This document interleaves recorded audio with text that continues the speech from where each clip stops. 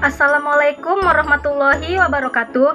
Halo semuanya, perkenalkan nama saya Nina Rahmadani, mahasiswi dari Universitas Islam Negeri Sultan Syarif Qasim, Fakultas Tarbiyah dan Keguruan, Program Studi Manajemen Pendidikan Islam, Pekanbaru, dengan NIM 11910320899.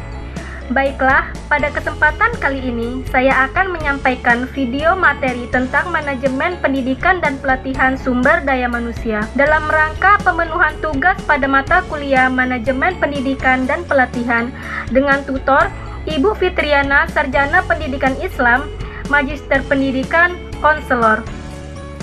Manajemen pendidikan dan pelatihan sumber daya manusia.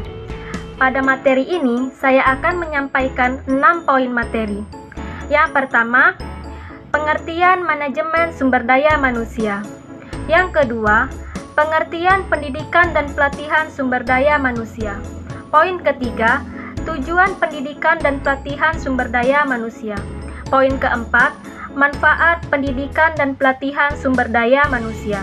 Poin kelima, jenis-jenis pendidikan dan pelatihan sumber daya manusia. Poin keenam, metode pendidikan dan pelatihan sumber daya manusia. Apa itu manajemen sumber daya manusia? Menurut pendapat Yuniarsi dan Swatno tahun 2011, manajemen sumber daya manusia merupakan bagian dari ilmu manajemen yang memfokuskan perhatiannya pada pengaturan peranan sumber daya manusia dalam kegiatan suatu organisasi atau perusahaan. Selanjutnya, apa sih pendidikan dan pelatihan sumber daya manusia itu? Pendidikan dan pelatihan sumber daya manusia merupakan penciptaan suatu lingkungan di mana sumber daya manusia dapat memperoleh atau mempelajari sikap, kemampuan, keahlian, pengetahuan, dan perilaku sesuai dengan pekerjaan mereka. Selanjutnya, apa sih tujuan pendidikan dan pelatihan sumber daya manusia ini? Tujuan pendidikan dan pelatihan sumber daya manusia ialah mendidik, melatih, dan membina, yaitu pertama, mendidik, melatih, serta membina tenaga kerja yang memiliki keterampilan produktif dalam rangka pelaksanaan program organisasi di lapangan.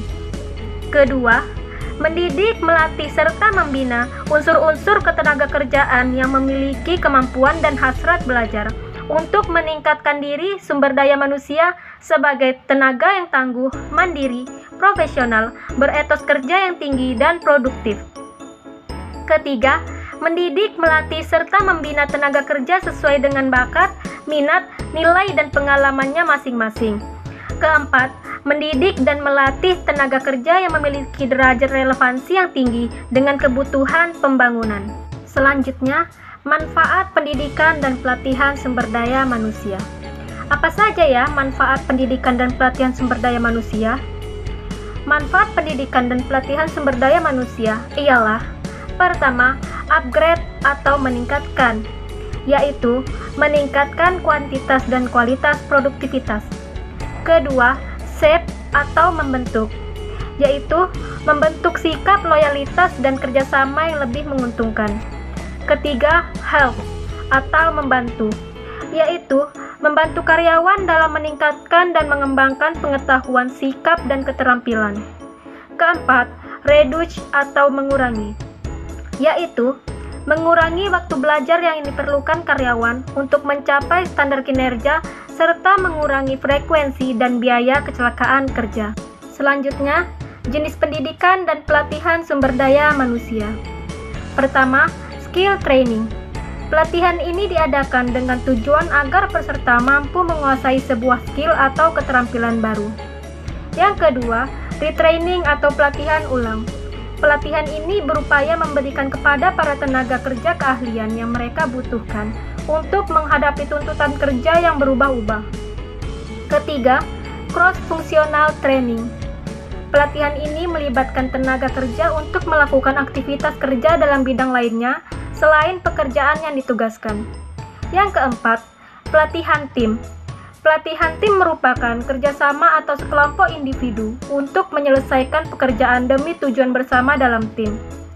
Yang kelima, pelatihan kreativitas. Tenaga kerja diberikan peluang untuk mengeluarkan gagasan sebebas mungkin yang berdasar pada penilaian rasional dan biaya. Selanjutnya, metode pendidikan dan pelatihan sumber daya manusia. Metode pertama, on the job training, yaitu peserta bekerja di tempat lalu belajar dan meniru suatu pekerjaan di bawah bimbingan seorang pengawas. Yang kedua, vestibule, yaitu memperkenalkan suatu pekerjaan kepada tenaga kerja baru untuk melatih mereka. Yang ketiga, demonstration and example.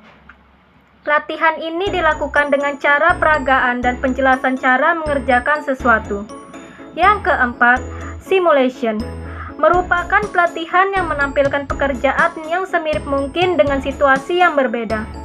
Yang kelima, apprenticeship, yaitu bertukar keahlian sehingga para peserta dapat mempelajari segala aspek pekerjaan tersebut. Yang keenam, classroom methods, yaitu metode pertemuan dalam kelas yang meliputi pengajaran, rapat, metode, studi kasus, diskusi, dan seminar. Yang ketujuh, lecture atau ceramah. Yang kedelapan, konferensi. Dalam metode ini, pelatih memberikan suatu makalah tertentu dan peserta ikut serta berpartisipasi dalam memecahkan masalah tersebut. Yang terakhir, program instruction. Pelatihan ini menuntut peserta agar belajar sendiri karena langkah pekerjaan sudah diprogram. Sekian materi pembelajaran dari saya, semoga bermanfaat. Wassalamualaikum warahmatullahi wabarakatuh.